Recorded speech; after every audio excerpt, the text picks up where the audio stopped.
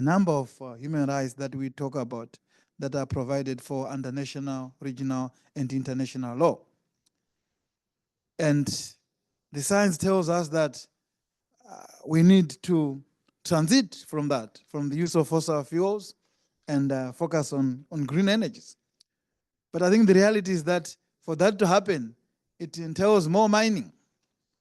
So it means that the rush for minerals is actually going to increase. And this has serious implications, especially on the rights of the communities that are directly impacted. But when you do the assessment in terms of who is one of the biggest players, it's basically China. And as Obed has pointed out, China does not have the best of records in terms of respecting human rights. So that actually poses a number of challenges to us to say, look, what does this mean and how best can we ensure that China as a global player also invests responsibly? I think most of the times when the debates are happening, there's that tendency for people to seem to be suggesting that we don't want China to be an investor.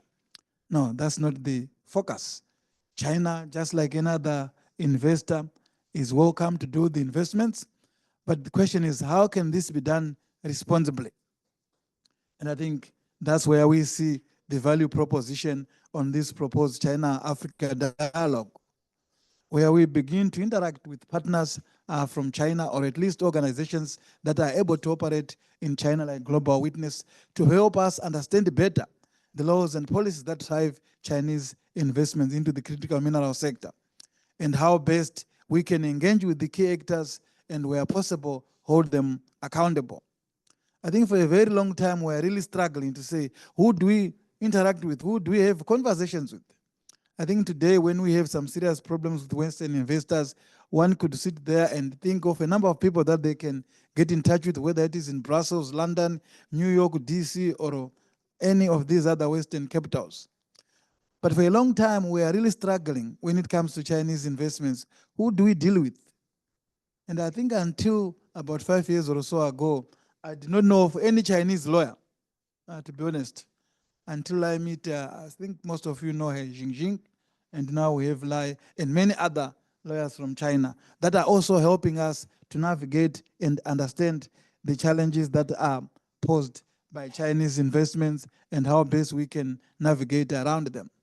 So we feel that a platform like the China-Africa Dialogue can actually help us improve those conversations, the engagement that we may have with the Chinese government, Chinese industry, because China itself is also increasingly becoming aware of its image, which is always being battered. And that battering of its image actually at times complicates our ability to understand and even appreciate some of its investments that are actually contributing towards economic development. I think Zimbabwe is one of those countries that has faced some serious economic challenges. And one would even argue that without Chinese investments, probably whatever semblance of an economy that we have in Zimbabwe today would not be there. But because of that investment, it has helped us to remain having that semblance of an economy. But at times that significant investment, we fail to appreciate its contribution because of those violations that may be happening for communities, for labor, and all those other things. And there's always this pushback, whether it's in the media. But of late, we've also seen some pushback from the Chinese companies themselves, arguing that some of the information that is being put out there is not true, that is not reflective of what is happening. And I think that is what is opening this opportunity for us to engage, to say, so if you are saying that the information that we are putting out there is not, what is the correct position? Because in the past, even when you tried to engage them, they will not be forthcoming. But now I think they are realizing that they're an important player, and especially now within this critical mineral sector, especially with the executive orders that the incoming Trump administration is putting in place, which are even putting into jeopardy some of those agreements, whether it's the DRC, Zambia agreement, the Lobito corridor. We don't know what is going to become of that because America is a big investor in that. So with Donald Trump indicating that his interest is in fossil fuels, What does that mean to that Lobito corridor? The agreements that are there, Zambia, DRC, all those, this may actually end up even opening more opportunities for China. So it means that China, we may have to really invest to engage in with it for the foreseeable future. And that's where we felt as a global witness and also as ZELA that this platform can actually add a lot of value in terms of these conversations to make sure that we have a better understanding. And this conversation is not happening in isolation. There are also a number of initiatives that are happening that are also contributing towards this conversation. For example, Power Shift Africa, Koda is here there. They will be holding a high-level dialogue on critical minerals that will be happening in Gaborone, I think from the 25th to the 27th of, this is February, isn't it? Yeah, this February. So again, that's a conversation that adds into what we are discussing here today. The Africa Institute for Environmental Law, a think tank of the Zimbabwe Environmental Law Association, is also going to be holding a meeting on a regional meeting on critical minerals of May, and you will all be invited to that. I also know that Southern Africa Resource Watch, just yesterday, they were also launching some research papers that are also focusing on Chinese investments. And the publish what we pay, they are going to be having a session during the Global Assembly that is also happening this month in Indonesia. So there's actually going to be a session on Chinese investments. So the hope is that these conversations that we are having today, Obet, will be able to feed into all those processes and discussions with the hope to ensuring that we have dialogue, we engage, and ensure that Chinese investments become responsible. As I said, the idea is not to say, don't come and invest. If we say that to our leaders, I'm not sure where that will lead us to. And now, as I said, with this position that is being taken by the US, it may even end up opening more opportunities for China to come and invest, especially within the critical mineral sector. So I think as society organizations, as communities, we need to be ready to engage, to dialogue, and where possible, hold those investors accountable. So it begins with conversations like this, where we begin to understand having partners that are also able to understand better the laws that guide Chinese overseas investment and see how best we can utilize them to hold them accountable. So for me, this conversation is timely because of those other initiatives that I've already indicated and also the development that are happening. So it is against this background that we are launching this China-Africa dialogue. So what are the objectives of this China-Africa dialogue initiative? First and foremost, and this is not new, I think when I first interacted with Third World Network around 2005, I think these are issues that we have been discussing since then. So these are not issues, these are not new, as I said, and our objective is not to say we are starting something that has never been done, but to contribute towards those processes that I've already outlined. So the first objective is to identify key challenges in China-Africa Green Minerals Project and explore opportunities for enhancing cooperation between Chinese and African CSOs. As I said, when it comes to the West, we have so many partners there. But China, CSOs, we don't. And we hope that this will be a platform that also enables us to begin to reach out to some of those Chinese CSOs that are working on these issues, and even think tanks and even academic institutions also know that there are universities that are involved. So again, we hope that we'll be able to engage those partners, share experiences, and also ensure that we get a better understanding of what is motivating Chinese investments and what needs to be done when there are challenges. We also hope to develop actionable solutions to promote responsible investments into Africa from China. Again, I can't overemphasize enough. The idea is that China becomes a responsible investor, just like another investor. And these problems are not just unique to China only. They also affect other investors as well. So I don't want us to be seen as if we are basically targeting Chinese investments only to say these are the ones that are responsible for the human rights violations. I think other companies, other investors also face similar challenges. Yeah, but the idea of a dialogue of engagement is to help improve in addressing those challenges. The third objective is to strengthen partnerships among Chinese stakeholders and African counterparts in addressing cross-border environmental concerns. There are a number of environmental concerns that are associated with any mining investment, and the same applies to the Chinese investments as well. So as I sit here, I see a number of people that we have discussed with on these issues. And as we also know, China is heavily invested in a number of African countries. So again, this platform will also give us that opportunity to discuss. We have heard about the FOCAC. I remember last year when FOCAC was happening, we were scrambling as society organizations. What do we do? What position do we come up with? And at the end, we didn't really come up with a consolidated position as African civil society organizations. So we hope that platform like this will give us that opportunity to really prepare and engage with those development that will be happening like FOCAC and many others that will be there so that we're able to input. So this is a shared platform for all of us to participate. Of course, it may be Global Witness that is here or ZELA, but this is a platform for all of us, those that are working on Chinese investments, which we know that are happening everywhere in Africa. So with those few remarks, I thank you, Mr. Moderator, and hand back to you. Thank you.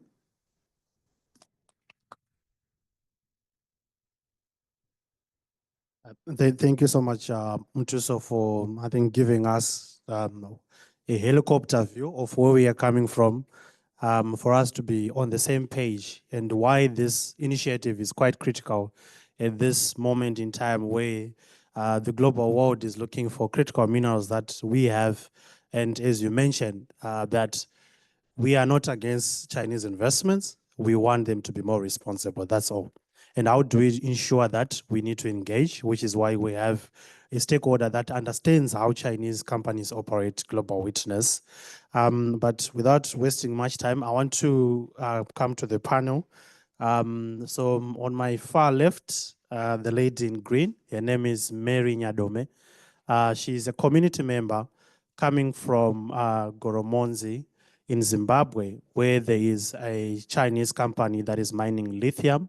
So as a community member, we want to hear her perspectives and understanding on some of the impacts associated with that particular project that they have in their community.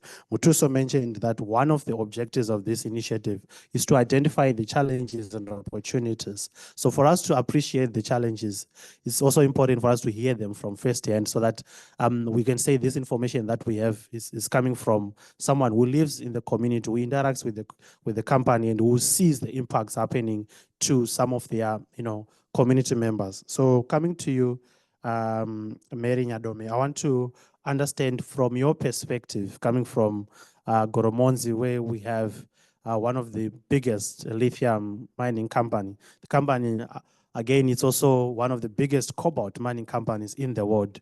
Wayo Cobalt, you can look it up. So what are some of the challenges, impacts associated with the projects that you are seeing in your community, the investment in the lithium sector by the Chinese company? Can you share with us some of those impacts?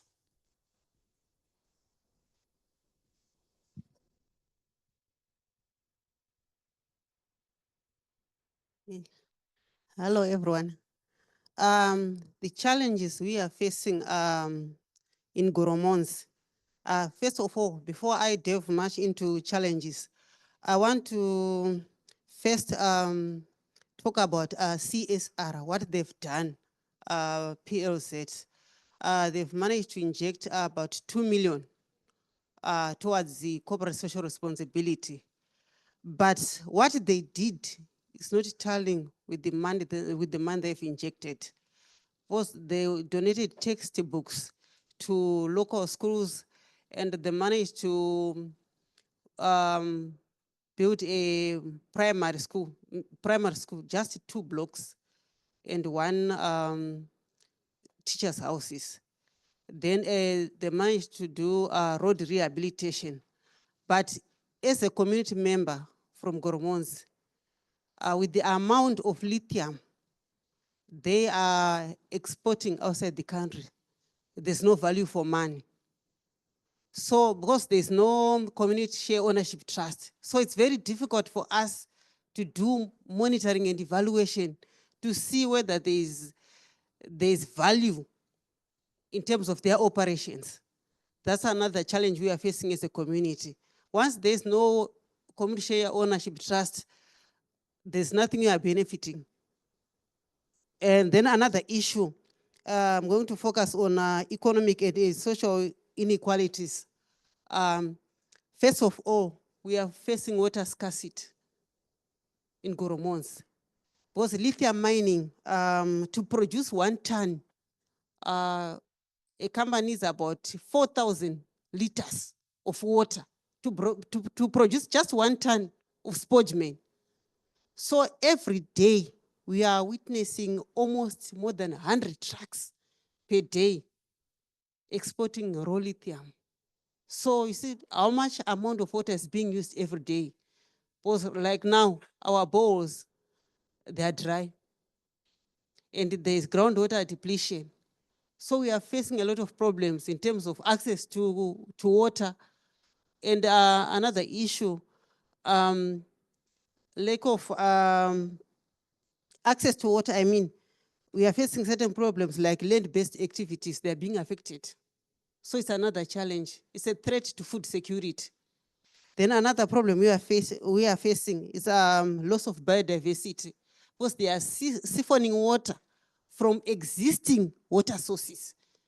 What they are supposed to do before operation, they must start to construct dams as water reservoirs, so that they have a constant supply of water towards lithium production.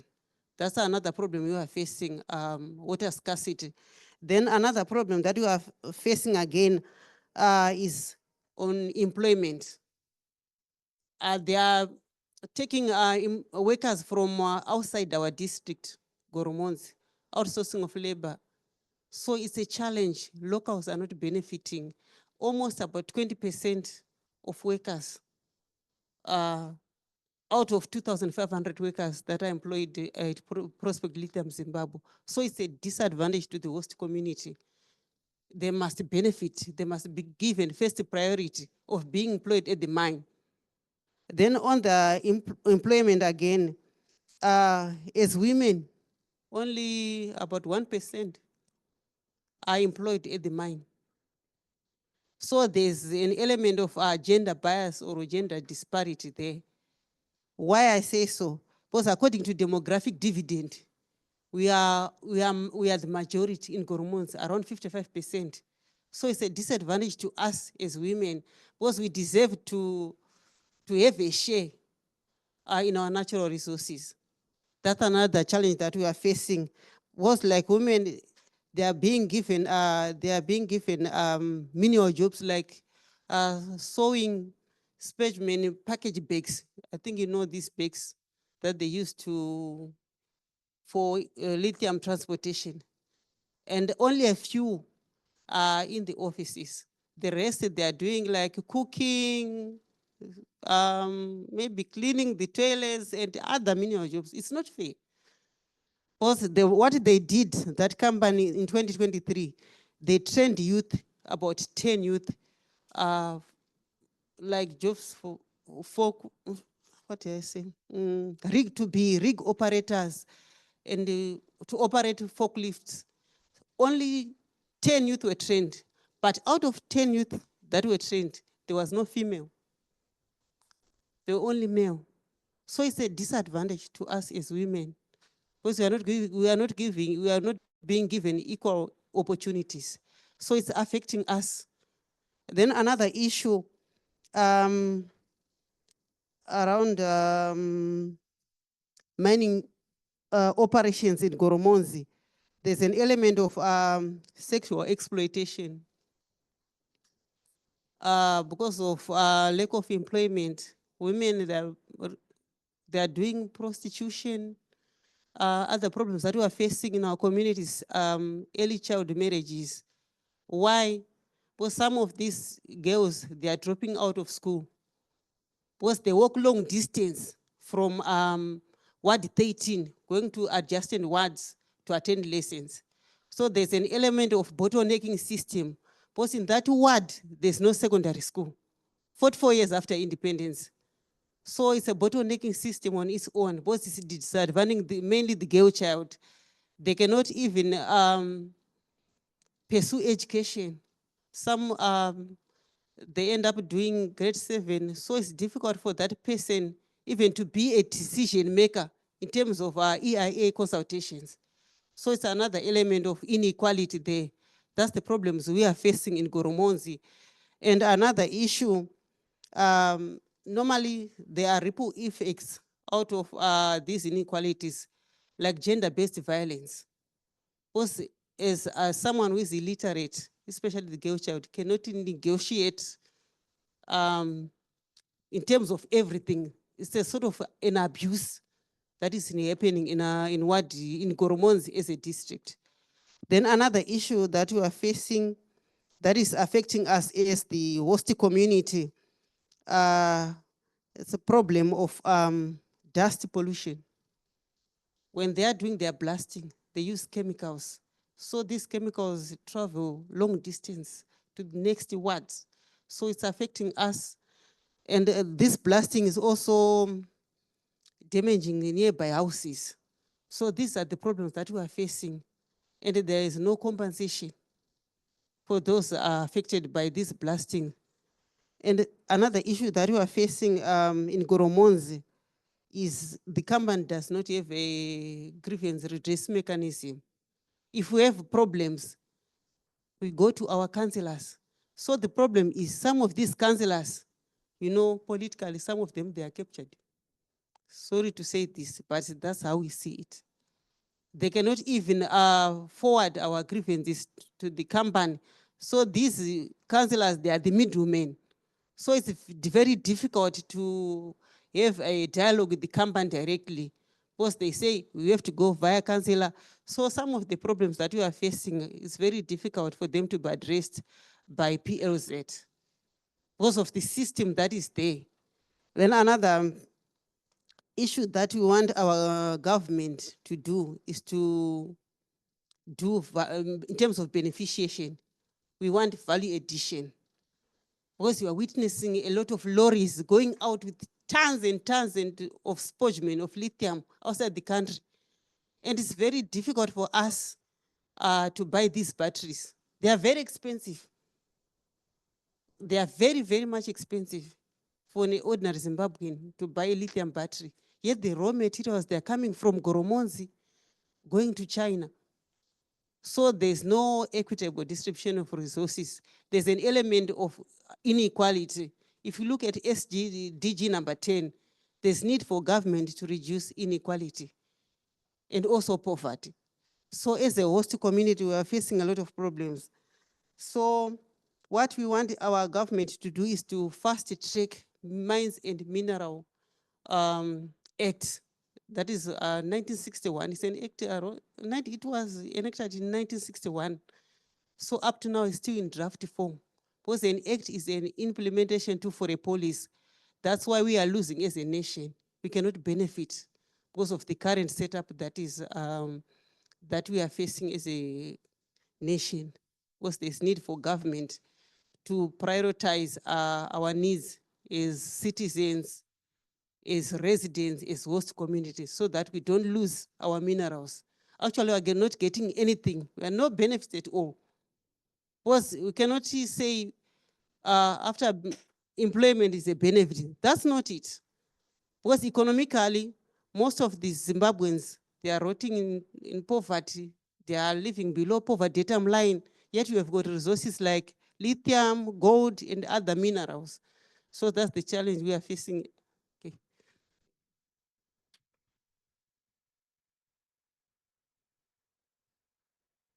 And thank you so much, Mary, for telling us, I think, some of the challenges. I like that you also highlighted some of the positive impacts in terms of job creation.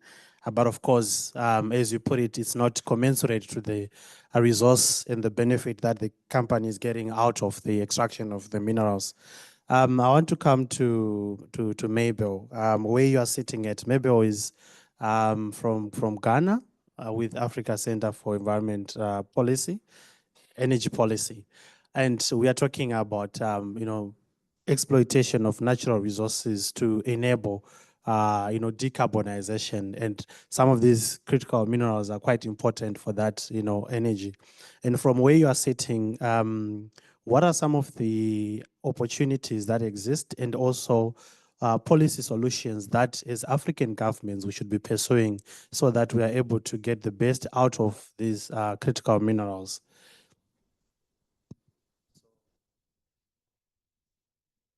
Okay. Just clarity, is it more broadly or within the China conversation? Okay, thank you very much. My name is Mabel Akwe from the Africa Center for Energy Policy. First of all, I think a couple of weeks ago, I was in a similar forum where there was a presentation that mentioned that in terms of foreign direct investment, you realize that countries like the USA investment in Africa is high. But when it comes to, in terms of value in terms of job creation and other contribution to other socioeconomic development of FDI, you realize that China is leading. So you realize that that's one positive bit of Chinese investments in Africa. I think it stems from usually their terms, how they tie their financing to critical infrastructure and all that. So that helps sort of drive development, that helps sort of position the country to have direct benefits from the debt that they are procuring.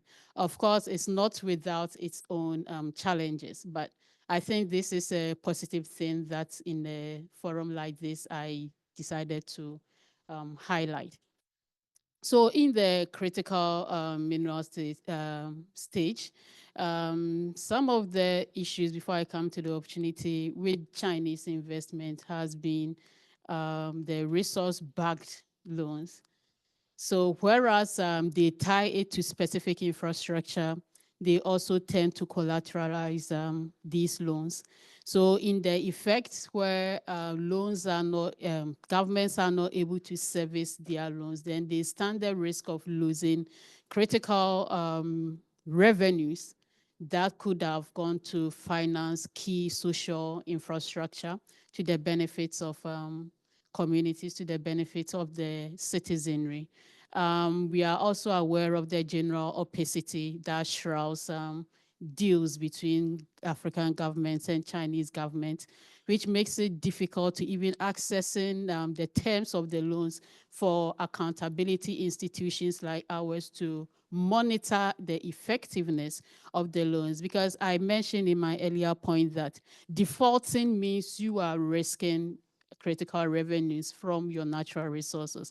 So if you have a situation where the terms are not transparent enough for accountability institutions to police it, to ensure that the government is actually using it in critical development ventures, such that the loan will be able to bring out dividends in the future to pay for itself or to support socioeconomic development, then it comes as a win-loss, all right? As in loss for African economies and the citizenry. So that is some of the challenges I wanted to highlight. In Ghana, the case in point is our bauxite, and sometimes to the delay in the disbursement of such loans. By the time that you receive the first tranche, the context would have changed significantly. and what you intended to do. Perhaps you may not be able to recoup the expected benefits the way the whole thing was crafted to be. And in the context of critical minerals, we've said time without number the issue of value addition. My sister here mentioned value addition. But which areas are we adding value? I think that the areas in terms of policy that our governments will begin to look at and also take advantage of the Chinese interest in tying their loans terms to infrastructure, perhaps is the issue of technology transfer. We all in this room, we know how much China has advanced in terms of building clean energy technologies from end-to-end value chain. So how do we ensure that we develop the policies in such a way that in the area of value addition, we prioritize technology transfer, especially through our local content policies, where our local content policies will not necessarily be prioritizing quota share, like say have say 50% being a local ownership and all that, because evidence in the past showed that those are not working. But how do we partner with key companies in a manner that prioritizes technology transfer of African citizens, that prioritizes skills development, that prioritizes capacity development, such that by the end of any arrangement that it is, the African, whether Ghanaian, South Africa, Zimbabwe, has the requisite skills to independently man their own processes in terms of adding value to the minerals, whether at the downstream, midstream, or even at the upstream. We know that finance is a key issue. But these are some of the things that arrangements that we can make. With technology transfer, we don't have to necessarily make any financial commitment, and see how we can position ourselves downstream. Another way is also looking at the social aspect, because we keep on talking about within the critical minerals and the issue of just transition. I was saying this morning that for the use of critical minerals and even value addition, all these concepts to be really just and fair, it should be one that is transformative. Any policy initiative, it should be one that addresses energy poverty and economic poverty, to ensure that we are not just fixated on reduction of emissions. We are not just fixated on net zero. We are not just fixated on critical minerals development. We are adding value. What is the socioeconomic impact on the citizen, the socioeconomic impact on the rural communities, the host mining communities? So you are extracting your critical minerals. What share does the community has in it? She was talking about CSR interventions. Are the communities even part of the discussions in deciding which CSR interventions they want? She mentioned the schools. Was it the community's idea? Did the community say we want a school? Did the community say that we want bungalows for our teachers? Or is the company that decided that let's build a school, or let's build bungalows for the community? You know, many times we sit back and we decide, but it will interest you to know the kind of ideas that the communities will churn out. And all these things also help to promote coexistence between the communities and the companies. It grants you that social license to operate. When you do a more consultative approach in your CSR interventions, signing community development agreements. Community development agreement is very critical in this sense, especially as the issue of critical minerals has become critical, because what you notice that sometimes some of the contractual obligations of companies that by their contract that they said they are supposed to do are rather implemented and sold to the communities as CSRs. But because these communities are unaware of the terms of the contract, they see it as the company doing them a favor. or the companies being supportive, but these are their obligations, and they might have stood on these terms to negotiate for a better fiscal terms. So they delivering on them is not a favor. If you want to do CSR interventions, the issue of community development is critical. Where you bring the community to the table, we all agree what we are supposed to do or what the company is supposed to do to constitute CSR interventions, to constitute addressing the developmental challenges of the communities. And in this case, that's why you can even invite experts to even show and do proper diagnostics assessment to come up with proper development projects that addresses differential needs, addressing gender, addressing the issue of participation, youth inclusion, addressing addressing the issue of the SDGs. How do these address people's direct development challenges? And how do this propel socioeconomic development in a manner that host mining communities will see the direct benefits of the extraction, so that at least even if they are bearing the direct impact of mining, they see the positive side. Mining will not be the devil that they see.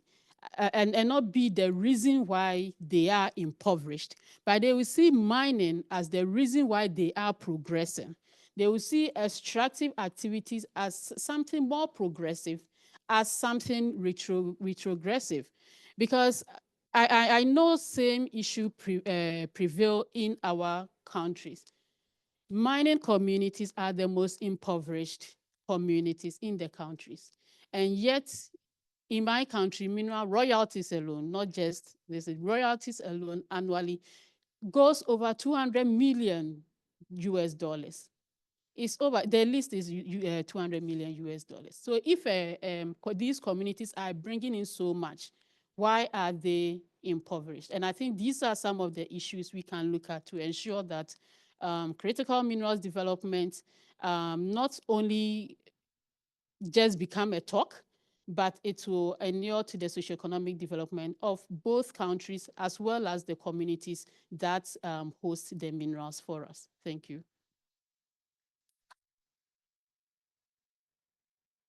Thank you very much, Mabel, for, I think, sharing a little bit about the fiscal arrangement and the challenge we find ourselves that we mostly enter into resource-backed loans, which then affects the government's ability to raise revenue. And linking to the CSR aspect that you mentioned, that communities, in most cases, are never consulted on what is it that they require. And now I want to come to my brother, Lai Yun. From where you are sitting and hearing some of the challenges that we have as African countries dealing with Chinese companies in our respective jurisdictions, and from where you are sitting, what are some of the ways that you see and opportunities and approaches that as civil society in Africa we need to adopt for purposes of engaging with Chinese companies? Again, one of the biggest challenge that African civil society have is how do we bridge the gap? Where do we go if you want to engage with a Chinese company? For Western companies, it's a little bit easier because their frameworks are quite known, transparent. It's easy for an African institution, for instance, to approach an American or a UK-based company if you want to know more about the company that is operating in your country. But in the case of China, it is quite the opposite. So I think we want to know a little bit about what are some of those approaches, what is it that African civil society should do, because as Mtuso said, for the next foreseeable future, we're going to see a lot more of Chinese because, the Americans are pulling out, and that is creating an opportunity for even more Chinese companies to come. But again, we are lingering with some of the problems that have been said. Thanks. So if you can share that, I know we are running out of time, and maybe you also ask Professor Zhong, who is online, to also share. Thank you, Obed. Hi everyone, and good afternoon. I'm Lai Yun. I'm a senior China advisor for Transition Minerals Campaign at Global Witness. So I'm from China. And yeah, when we look at all of the people attending these events, I think it's only me is coming from the China. And so in the meantime, we know like we have another Africa mining Indaba. Probably for that events, we can see much more the Chinese face. But for these events, it's for the CSOs and the local community discuss the problem challenge for the transition minerals. But we never see any other like Chinese face, only me. Except for me, I work for the international organizations. So I think this is something challenge for all of us to see. Even like the China is play a very important role in globally to get more the minerals and transition minerals from the not only the Africa but also like the Asia and South of Asia. So, but very few of the stakeholders from China to attendance these international events and talk about the like the challenge or ESG challenge. So yeah, but this is my second time to attendance mining in Indaba. But luckily, we have a list section for the people you guys can attendance to have an opportunity to exchange the opinion and. We are not only hear the voice from the Africa, but I think it's important to hear the voice from the China, make people understanding what is the China's the situations, what is Chinese stakeholders thinking and the challenge for ourselves. So yeah, I think this is very important for us to start like the China-Africa dialogue. Just Mutuso mentioned, we hope to keep this dialogue, not only this mining Indaba, but also in any opportunity, potential opportunity, whatever in the like the OECD forum or COP30, but also probably in China. I hope more. I hope much more the people from the Africa have opportunity to visit China to better understanding the situation in China. So when we talk about engage the Chinese stakeholders, how engage? So I would say sometimes it's a very difficult, not only for you guys, but also for the Chinese people. It's much, even for Chinese local community, when we look at the local Chinese local community, how they are engaged, the Chinese mining company, when they have some ESG problem in Chinese local community, right? So when we look at the China case, we also think about that it's difficult to understanding the management system in Chinese government. Also, it's not very convenient channel or mechanism to set up for the local community and the Chinese company.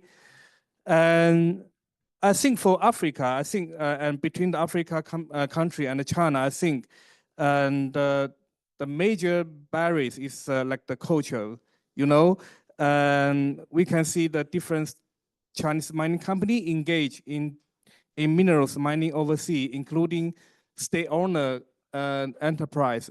We call this SOE and the listed company and the private enterprise and even some of individual boss.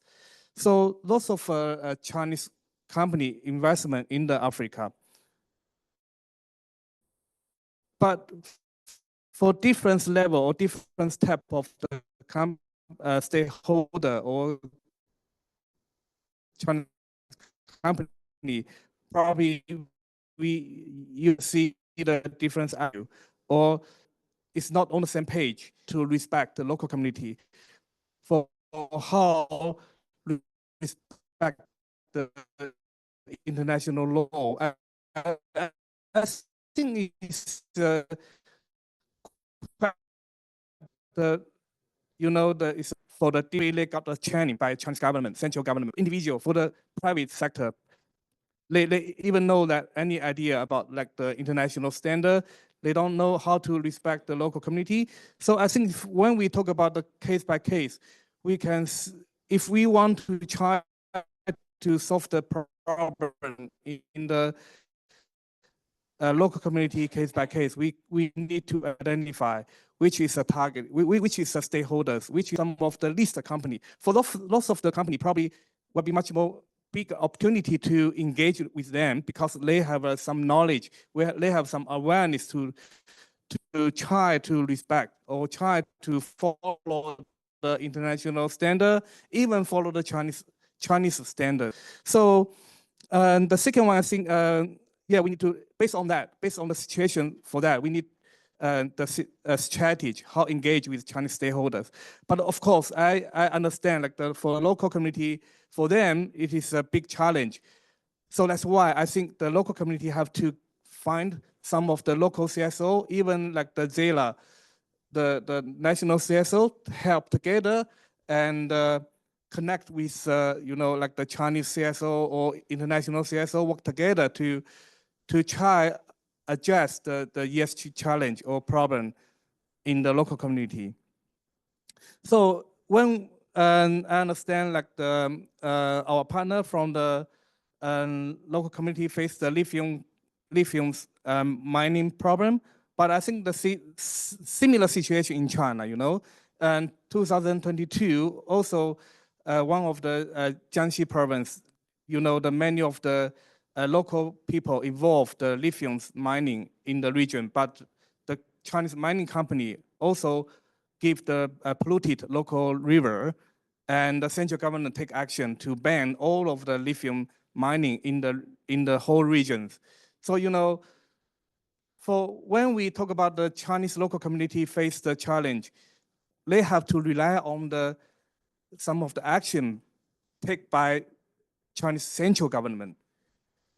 So, I mean, even for China and Africa, we can see the long distance and the language challenge and the cultural challenge. We can see that. So for us, of course, it's a much bigger challenge than the Chinese local community. But on the other hand, we can see in the international community and the overseas local community will certainly give more concern by Chinese central government. We know that the Chinese government have a much more try to build up the good relationship with the Africa countries.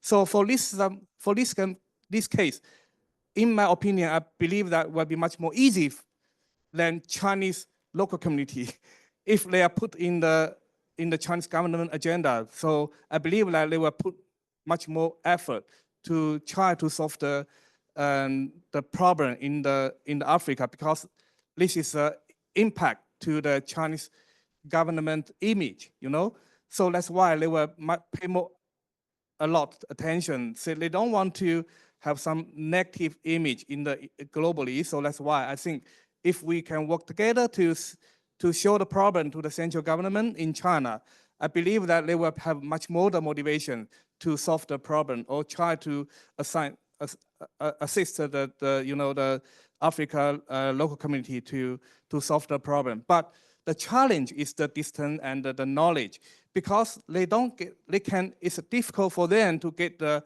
first-hand what happened in the local community, right? So in my experience in the past years, I have talked to the government officers. They will always say, if the government in Africa requires some assessment, so probably central government can take some action. Otherwise, how they can believe that media story, how they can, the Chinese government, sometimes they don't believe that the international media story, probably they think it's always a negative, but how to constructive the suggestion for them and how to set up the dialogue. So I think this is something important. So when I understand that the challenge for the local community or CSO talk to the Chinese company. Another challenge is like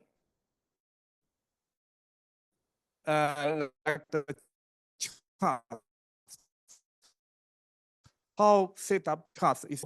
We work with ZELA and other partner in China. We hope to set up some like with a mechanism to, as the third party to build up the trust between the local community and the Chinese mining company. So I believe that we work together is quite important to use the different opportunity to engage with the Chinese stakeholders. Sorry, because actually we have another colleague, Professor Zhou, but she didn't get a visa, so unfortunately she cannot join, but she's online. I'm not sure any more feedback or comment from the Professor Zhou. Hello from Shanghai. Hope you can see me and Unfortunately, hear me. Yeah. need to end I wish because I there's could be there another to join that you is in coming. person, so that But Mr. thank Lai you will so not much. be. Can you hear me? Yeah. Okay, go ahead. Okay. I really wish I could join you in person so that Mr. Lai will not be the absolute minority in your room. I think the only China voice. So I wish more China voice could be heard as well. So I didn't get the e-visa from South Africa. So it's also my first time that I was refused to enter a country. That's also a vivid example to show the barriers for China-Africa dialogue, not only language, but also institutional. So concerning the mining, China-Africa mining cooperation, I think, I think Mr. Lai already mentioned a lot of important reasons.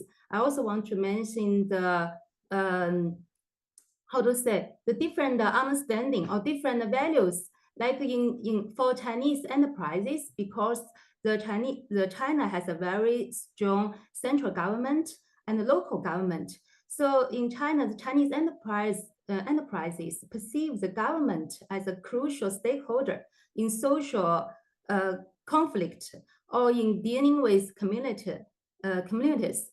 So, but in Africa, we have a different situation. So due to the relatively weak governance capacity of the African governments in Africa, the local communities tend to rely more on long-state actors such as NGOs. So it's that's the situation the Chinese company have to recognize and reorient in Africa. So it's also one of the barriers.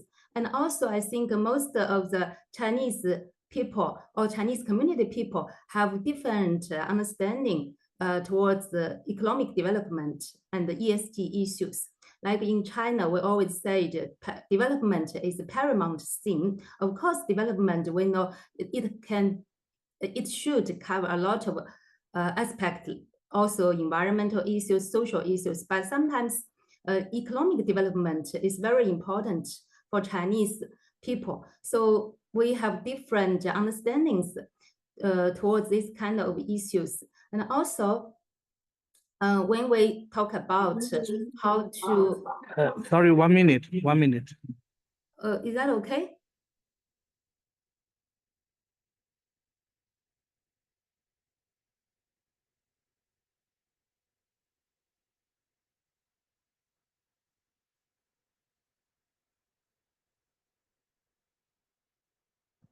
This panel has allowed us to reflect on some of the challenges, but also opportunities on working with Chinese actors. And we hope that this initiative, China-Africa Dialogue, will grow. Something that will just have once and it dies. The idea is to make it a sustainable platform where African and Chinese stakeholders can come together to discuss issues on how we can address challenges associated with these investments. With that, I want to thank you, and let's thank the panelists for this.